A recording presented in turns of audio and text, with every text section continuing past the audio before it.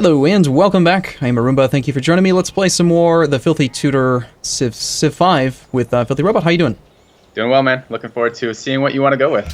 All right. So, based on everything you said, the fact that we're playing on Deity, the one that appeals to me the most is Tradition, which you said is better in vanilla 98% of the time. Is it still true that it's like usually going to be better in the mod? It's the easiest to play. No, it's in the mod versus players. It's one of the weaker options at the moment. Versus the Deity.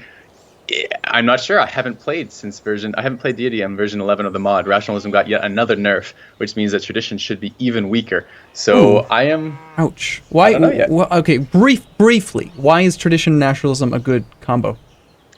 Because one of the things you can do to offset the fact that you don't have a million population because you're Tradition and you don't have the same number of cities as Liberty does, and the same kind of growth curves in Civ 5 as Civ 6, and that more cities grow faster than just few cities that are growing bigger. So, and population drives science. So rationalism is a way of, it's percentage modifiers and specialist modifiers, which tall cities do better, right? So a percentage boost is going to be equivalent, but tall cities getting a percentage boost is fine, and tall cities can work specialists, and specialists give you more science as well. So you get, it's a way of dealing with the limitations of Tradition by using another social policy tree to make up for that. Okay, very interesting that the Liberty is actually better in multiplayer. Okay, two thoughts, and I am going to choose Tradition, but I'll explain why. Number one is there is in my mind here a pretty substantial immediate boost here. Three culture versus one culture means that we're going to get the next policies much faster, which seems like we'll be able to knock out Tradition quicker. And second, we're playing as Sweden. We have 25% great people modifier, so that makes Tradition even more appealing to me because you just said everything about playing tall with specialists. Okay. So okay, it just I'm fine with that. Just makes sense. Yeah. Tradition or Piety would be my pick here. Liberty, I find, is going to cause us problems with the AI placement. We can do Tradition here. I'm fine with that. Okay. Sure. And I wanted you to choose, so you have chosen. Let's do it. Okay. And then one last question. It says in here, adopting Tradition greatly increases the rate of border expansion. What does that mean? By how much? Greatly increases. It's so vague. Yeah, I don't actually know, and I'm not even sure it is an increase. It is. I think it's in the vicinity of 15 to 25%, I believe, but I don't exactly sure on that. Right now, the culture cost for our borders is 25. Let's see what it is after we adopt that policy. We'll go ahead and adopt. We now have an extra 3 culture in the capital, which will help out with the next policy. That takes us up to +6, and we also we should have actually got more than that. So okay, I'm curious about how this works. So we it's had at an 20. option there. It was a 20% reduction. Okay, cool, 20. So in between 15 and 25, perfect. Let's take a quick look at this. Can you show me the palace room? Okay, it's not this policy. It's going to be the next policy. Okay, never mind. Where we don't need to do anything right now. This is good. Okay. We have Shrine in 2 turns. We've decided we want a 4-pop settlers, I assume, with this build. I thought we were going for the 5 is what we were leaning toward. We worked this last turn, I thought, because we didn't... Are we still in the same turn? I don't think we've ended the turn. You're right. I don't even know, man. No, I think we basically reserved the last 10 minutes of the last video to talk about policies, so yeah, we haven't even ended the turn yet. I had another quick observation, was just that now, I think I'm starting to read this right, 10 turns plus 2. So the way I'm actually reading that is that if we did want to go to 5 citizens, we have 2 extra food we don't necessarily need, so I was going to ask if maybe it would make sense to just for 1 turn do this, to get 2 extra hammers, and then sync that. And it would. Oh, you would do it at the end. You wouldn't do it now. Yeah, I'd do it at the other end. It's just easier to make sure you're not screwing up something like happiness, growth, or like a barbarian stands on a tile. It's easier to do that towards the other end when all the other variables have already played out. Okay. Well, there's no way we can get the shrine out in less than this 1 turn. This is fine. Well, this looks good to me. That's actually not true. We have. Well, this screen is a harder screen to do it than just the actual base screen out. So back out 1 tile. Back out 1 screen. Yep. And then just mouse over the actual shrine. Okay. We need 7 more hammers if we're going to do it in 1 turn. All right. I actually we're not going to do. I think that it might be possible, though. Look, if we stop working these, and I know, we're gonna. So you picked up 5 because you lose 2 3-0 tiles and pick up 2 more tiles. That's 5 more. So we need 2 more. So here's the thing: if we buy this, then we can work that. Why do we care about the shrine? Here, because after the shrine's done, we start a settler, and then we can't starve, and right now we have 6 foods stored. So we're starving by 2 right now. If I were to pull this... No, not that guy. We have this other... Oh, shoot. The unemployed citizen's giving us +1, so working at +2 is only going to give us 1 extra. Damn! Okay, but even then, like stupid you just give me places. you give me two conflicting things. The first is you want a 5-pop settlers, and the second, and you're setting up for 4-popping settlers. With this play, this is setting up for 4-pop. Yeah, I was doing a comparison to see like if we could maybe do the 4, but yeah, now I'm definitely thinking that the 5 makes more sense. I don't actually like that these guys hit +1 by default because it throws off my math. I do. I like that so much. I like being able to unassigned citizens entirely and then be able to mess with that. Okay, so let's run through with this then. If you want to go 5-pop, that's fine. We run the risk of losing the northern thing. We could put one settler out, then go to 5-pop, then do the last 2. But it will irritate some AI. If we want to get that spot that we want to go to the north, that could be fine. But this might give us time to build some other things too. What are we teching right now? We finished animal husbandry? We're about to finish next turn. Yeah. Okay. So what's the deal? You decide, 4 or 5. Let's go 5. Let's be greedy. We got a pop room. We can afford to be a little bit slower. We can afford slightly slower settlers than we would otherwise. Because we got the pop room, so we got some of that growth. All right, 20 minutes later, we've taken a turn. We're on episode 5, by the way, and we're on turn 20. How fast? You'd be done with this game by now, right? Probably like an hour and a half to beat Deity AI on this map. It's a little bit longer than that. Is it? All right. Calendar? Archery. Okay. And here's the thought process. We're gonna have a little bit of time in between finishing our granary or whatever we tend to build, and when our settler is ready, we might want to start an archer. An archer is going to allow us to. It's going to be a permanent unit that we can upgrade across the course of the game to fend off AI, and it will also let us clear off that camp that's in the tile where we want to expand. So we might. That's my thought, anyways. Okay. I'm just looking through to see which ones the AI have. Someone's got the wheel, someone's got writing, and that's it. So I think those are base 60 cost. I think they actually have all of these. Well, then why is this one 52 and this one's 56? Because multiple players have the 52 one, while only one player or 2 players have the trapping one. Okay, well, it's still the same argument that just again, I get caught up. I get really caught up in the min-maxing, and I'm looking at it thinking, well, it makes more sense to go for writing because while we're getting writing, then someone else is going to get something else. We continue to multiply our discount advantage over time. It's like having in EU4 the ahead of time penalty on tech is huge, but if you let your neighbors get tech ahead of you by 1, then you can get a discount, and it can give you tons of monarch points in the long run. So. Yeah, and it is a good strategy if we have no other priorities going right now, but we actually do have some other early game priorities going on right now. So I will let you roll with that. I like that as a general, just kind of okay. What's the word I'm looking for? Heuristic in general. That's a great heuristic, but we have to play around the specifics of this. So okay, and then one last quick question here. Nothing's changed when it comes to our plans for upgrading by taking tradition. Yep. Still iron and copper. Yep. Okay. And okay, do that. You are gonna go. I like that. I want to see all the tiles around this. This is a great little area. Okay. Nice. And a city-state to block too much forward settling towards us. Go meet that city-state, though, for the gold. Aw. And horses. Oh, man. The hill blocked the site. Us. Okay. Okay, still see no worker, so just pause this guy, or should we try to move him around? Well, he'll hide his worker if he can see us, because we're at war. So should we just wait? Actually, he might poke out. I wonder if he pokes out and pokes back in anyways. What if he's upgrading the silver? Yeah, he could be. Actually, I think he might poke out and poke in. That would be annoying. Watch the turn transition here. I'm curious about this. I would fortify here. I want another worker steal out of this. We're gonna get it one way or the other. It just might be slower than I might otherwise like. You could move him around if you want to go. If you want to go look for the silver and improvement, we can get that too. So you could go to that northern hill and go a little bit west of the city. That's okay. Fine. And I wanted to ask you this question: if we press do nothing, does he'll heal? I did test that. He will heal, right? Even though we don't click like heal and fortify till healed. He's not damaged, of course, but a unit would heal. But do they actually get the fortify bonus if you don't click fortify? I don't know, and this is one of the places where Civ 5 does let us down a little bit. The tooltips for combat bonuses are not always consistent with the bonuses they're getting, and some of the bonuses show up on tooltips and some of them don't. There's been I've done some serious testing with other things like that. I don't tend to skip units very often because what you actually want is you want him to heal a turn, but you want to be notified to move him again. Is basically what you want from him, and you're hoping to pick up the fortification bonus along the way. That's my understanding of why you want that. Yes. Okay, so we're not on a hill. We're 2 tiles away from his borders. He can't see us here. Yep. And we're trying to see if he's got a worker down there. Is what I'm thinking right now.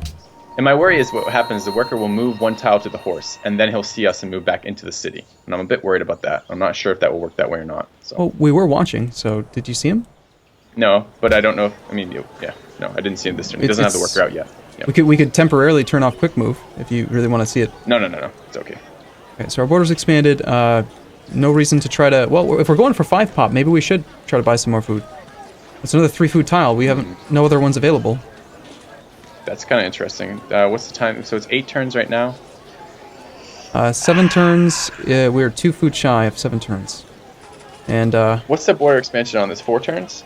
so it's saying, again, it's saying 2 food over the 7 turns, right? So we don't... I kind of like right now actually investing in either another worker. I kind of like the investment in a worker right now. And when when it grows to the cattle, we'll work the cattle and we'll try to make this a 7 pop. It's 7 turns to build the worker, and we'll try to make it 7 turns of growth to grow to pop 5, and then we'll transition directly into a settler after that. Okay.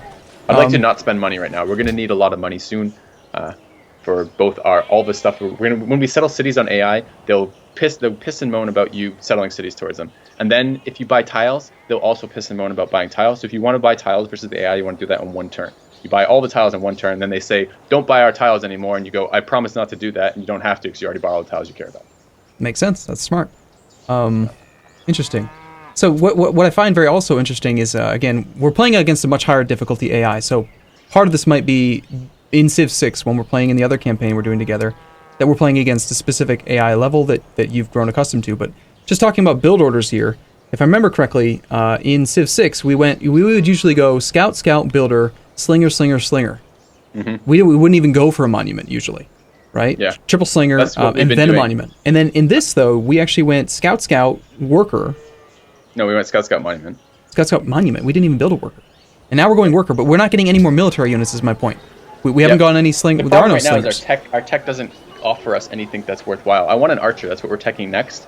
But we don't currently have the tech for archery. And why is there no slinger? Why is there a slinger in Civ 6 but not in Civ 5? Don't know. Perhaps they adjusted it for some reason.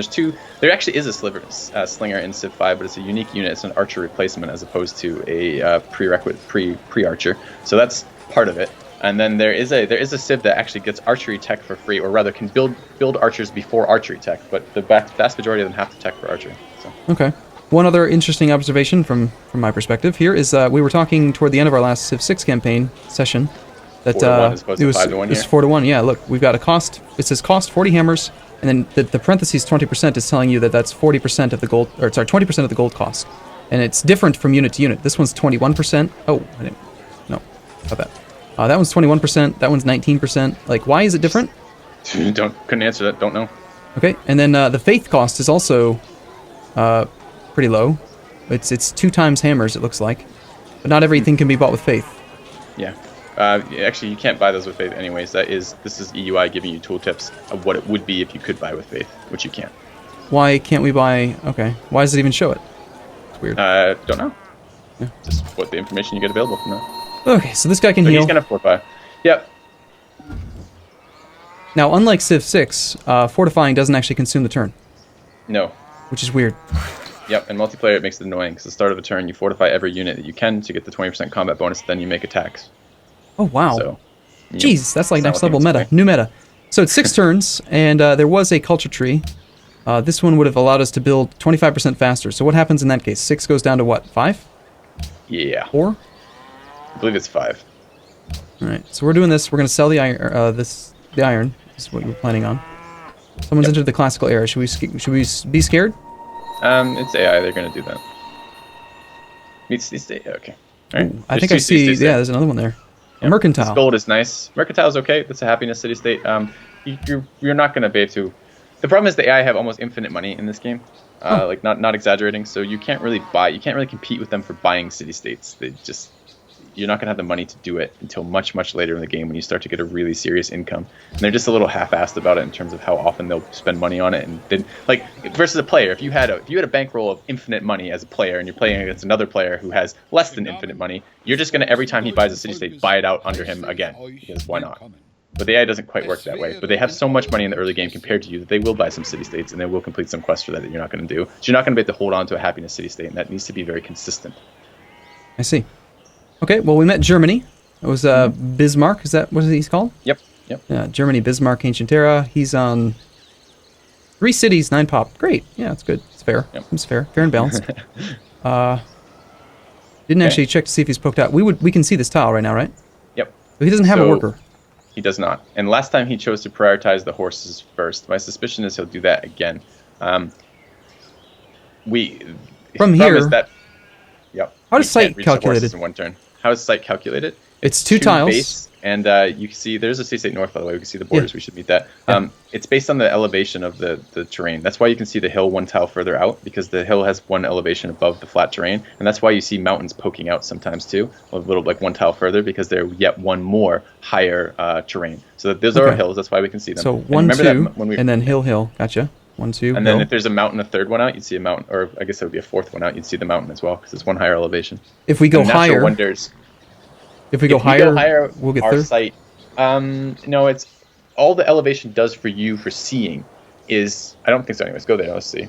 No, right. So all that changes when you go to a higher elevation is you can see over things that would normally obstruct your view. That's all that going elevation does for you. The elevation of the tile you're looking at decides how far away you can see it from. Okay. Oh, it's interesting. We're going to go, probably just go straight through his territory, because we're not going to stop there. Plus, we don't care about the pissing ruins him aren't off. going to spawn this close to city-states. I don't really care about going south there. I'd rather go west. Okay. No one else has met him either. And then another culture one. Nice. Yeah, that is nice. Okay. Just keep going west then. Mm-hmm. All right, this is nice. Okay. I think that's it for this turn. We're going to have a decision point here about archery in a minute, because there is something to be said about blowing all the money that we're desperately desperately holding on to get an archer in the early game here. Okay, yeah, go just through his terrain. We don't want to be next to a hand axe. Okay. Yeah. And I'm glad we didn't scout any further south with that spearman. We would have had a lot of wasted stuff. Mm-hmm. Yeah. Okay, we won't be able to sail over the hills. We don't have to see the city-state center. All you have to do is move adjacent to the borders to meet the city-state. Okay. You don't have to see the center. So. He actually has. This is the first one with an actual quest. Now in Civ 6, Well, everyone will get you a quest. See, yes, that's true. In Civ 6, when you meet them, they have existing quests. In Civ 5, it takes some time to generate the quest. And that actually isn't a quest. What happens is you will get... This means a barbarian is currently either adjacent to their borders or in their borders. And if you kill that barbarian, you'll get 5 influence with them. That's so weak. It's not really a quest, yeah. But this will be on a turn-to-turn basis, whether that symbol changes at all. So. Okay. So we'll keep scouting then. Yeah, although we do want to think about that scout stealing again from Kuala Lumpur, because either we could just piece them out and not steal another worker, not from Prague, of course. So you wouldn't consider? Okay, that's actually really interesting. I don't think you mentioned that. No, they're both cultural. So them being cultural didn't affect our decision making on whether or not we would attack them. No, proximity. It's as I said, like even with Kuala Lumpur right now, our negative influence to them is decaying. We're going back towards neutral with them, even though we have an active war. When we finish the war, when we close the war, when we say make peace with them, all those turns that we've had at war will still go away. Like it will still have decayed that negative influence. Does that make sense? It will go back towards neutral. Mm-hmm. Gotcha. Okay.